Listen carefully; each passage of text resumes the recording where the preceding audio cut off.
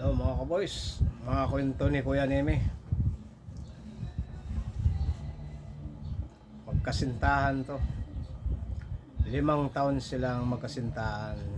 Ginalang nila yung bawat isa. Hindi sila nagtabi. Hinintay nila na 5 years. Hanggang sa nagpakasal sila. Nung nagpakasal na sila, sa madaling salita, nag-taste sila bawat isa. Isipin mo 5 years. Nung ikinasal sila, yun, matapos ng kasal, honeymoon na silang dalawa. Ito ang malungkot. Nung nag-honeymoon yung dalawa, yung lalaki ng lumo. Alam mo bakit? Walang ari yung babae. Ngayon, sabi nung malungkot niya, siyempre hindi niya matanggap na gano'n sa 5 years na hinintay yung kapareha niyang ikinasal sila, wala palang ari. Yun, nalungkot yung lalaki. Ngayon, umiga dito sa balikat ng babae.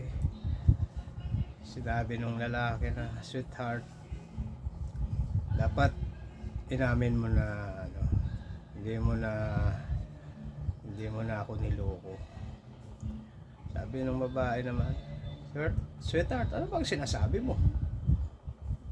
Dapat sweetheart, sabi nung lalaki, dapat sweetheart, sinabi mo ang katotohanan, hindi mo ko niloko. Isipin mo, 5 years kitang hinintay, 5 years kitang hindi ginalaw. Dapat sinabi mo ang katotohanan na wala kang ari.